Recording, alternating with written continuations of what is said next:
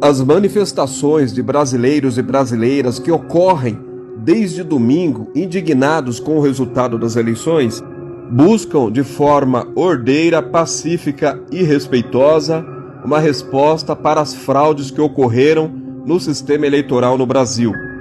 Não foi só nas urnas e nem na apuração, e sim em todo o processo desde o início.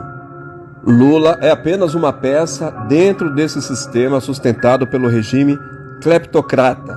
Vamos relembrar. Em 21 de março de 2019, um grupo de juízes federais e desembargadores viajou a Curitiba para manifestar apoio e solidariedade ao então preso chefe de facções criminosas, o Lula, participando da chamada, aspas, Vigília Lula Livre.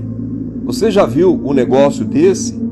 Juízes sensibilizados com o ladrão preso? Veja o desfecho já previamente estabelecido e que culminou na ressurreição do maior bandido político do século XXI. Para derrubar Bolsonaro, era necessário um oponente sem nenhum escrúpulo e moral. Por isso, tiraram Lula da cadeia, anularam a sua condenação numa manobra jurídica fraudulenta e devolveram seus direitos políticos, tornando-o elegível ao arrepio da própria lei ficha limpa. Com a liberdade, Lula estaria totalmente desimpedido para concorrer ao pleito eleitoral deste ano. Agora eu começo a apresentar o roteiro desse terrível teatro de horrores, cujos protagonistas principais já sabiam o final dessa história. Tudo foi meticulosamente planejado. Impediram toda e qualquer ação que garantisse transparência na votação e na apuração. Então discutido o voto impresso auditável com escrutínio público, como rege a nossa Constituição Federal. O ponto alto disso foi a ida dos ministros Barroso e Alexandre de Moraes até a Câmara Federal meses antes das eleições para pressionar a troca dos presidentes da comissão, o que foi decisivo para o projeto não passar. Nesse mesmo dia foi gravado um vídeo com aquela fatídica passagem de Barroso nos corredores do Congresso Nacional com a sua declaração eternizada, aspas, eleição não se ganha, se toma, reforçando, portanto, a frase do Zé Dirceu que disse, aspas, nós vamos tomar o poder, que é diferente de ganhar a eleição.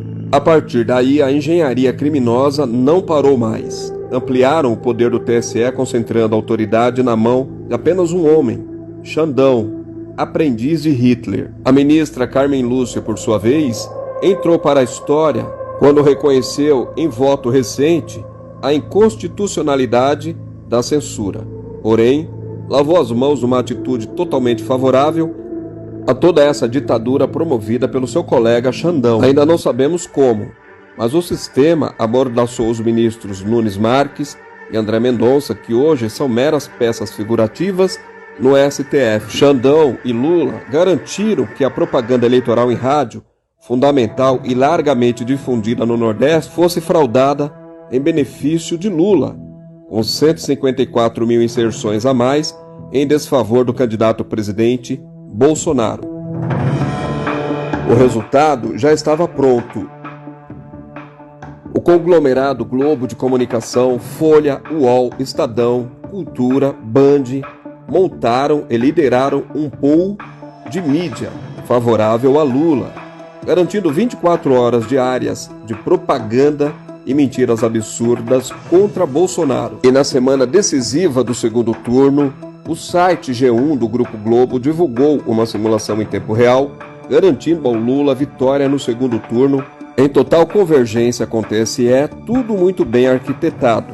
Entretanto, após a repercussão escandalosa e negativa nas redes sociais, a matéria foi retirada do ar imediatamente.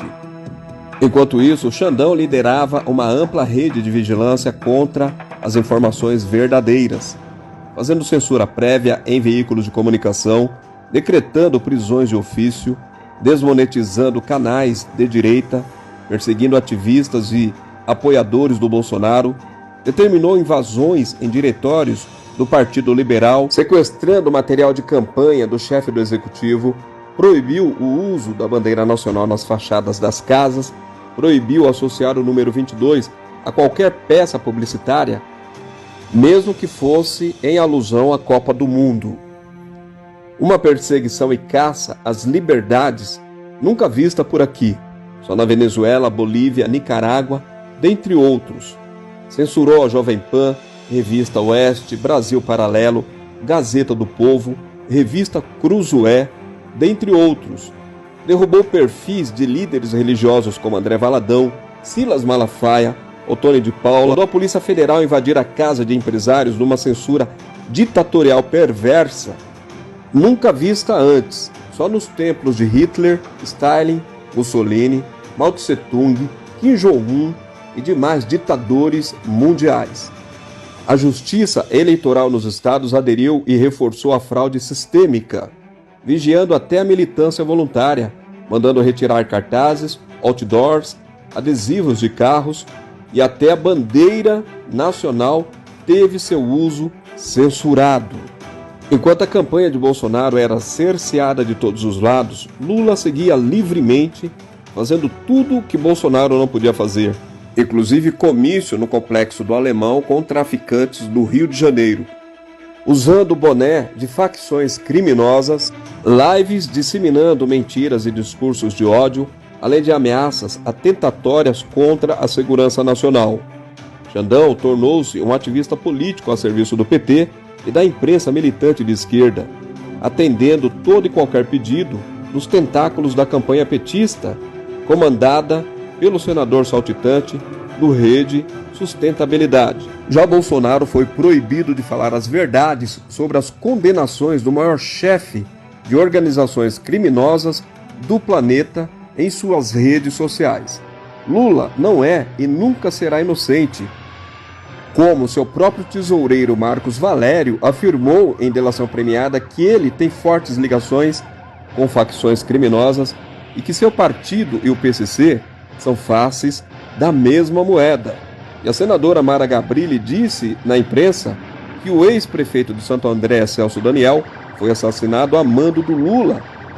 E para calar a boca de Ronan Maria Pinto, Lula desembolsou 12 milhões de reais. Outro protagonista compõe esse roteiro de horrores. É o cabo eleitoral Edson Fachin, que pavimentou o caminho para a entrada de Lula nos morros do Rio de Janeiro. Por ofício, ele impediu que a polícia militar fizesse operações contra traficantes nos morros. E a Polícia Rodoviária Federal foi proibida de impedir boca de urna e compra de votos. A PF, por sua vez, foi impedida de investigar pesquisas fraudulentas e Xandão ignorou os relatórios que comprovaram as fraudes. As empresas de pesquisas, muito bem pagas por banqueiros e empresários e terceiros, criaram simulações e números a bel prazer para atenderem seus próprios interesses e causaram um grande impacto negativo no resultado da votação em desfavor do presidente Bolsonaro, em especial no primeiro turno. E a fraude não parou por aí. Redes sociais foram vigiadas, canais desmonetizados, contas foram bloqueadas, influenciadores foram silenciados numa perseguição política e ideológica nunca vista em toda a história das eleições no Brasil.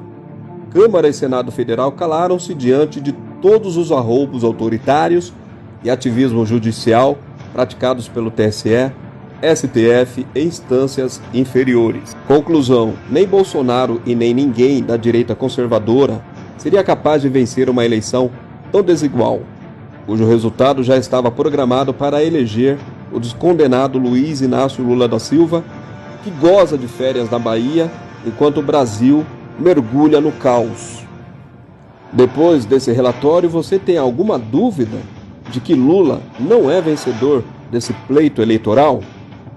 A fraude foi sistêmica. Essa eleição foi uma verdadeira farsa. Precisa ser anulada imediatamente.